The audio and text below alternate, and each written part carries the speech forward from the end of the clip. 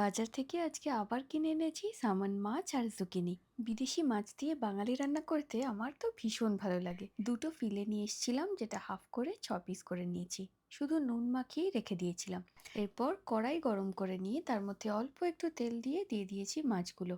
প্রথমে মাছগুলো 2 পিঠ ভেজে তুলে রেখে মিক্সিং জারের মধ্যে রসুন, কাঁচা লঙ্কা, বেশ অনেকটা টমেটো প্রথমে বেটে নিয়ে এর মধ্যে দিয়েছি কারি পাতা আর ধনেপাতা, সব কিছু একসাথে বেটে নিয়ে ওই তেলের মধ্যেই দিয়ে দেব। একটু নাড়াচাড়া করেই হলুদ গুঁড়ো, কাশ্মীরি লঙ্কার গুঁড়ো, ধনে গুঁড়ো আর সামান্য একটু জিরে গুঁড়ো দিয়ে দেবো স্বাদমতো নুন আর সামান্য একটু চিনি। মশলা কষে তেল ছেড়ে আসলে এর মধ্যে দিয়ে দেবো বড় করে কেটে রাখা কুমড়ো আর জুকিনি। 5-7 মিনিট একটু নাড়াচাড়া করে দিয়ে দেবো গরম জল।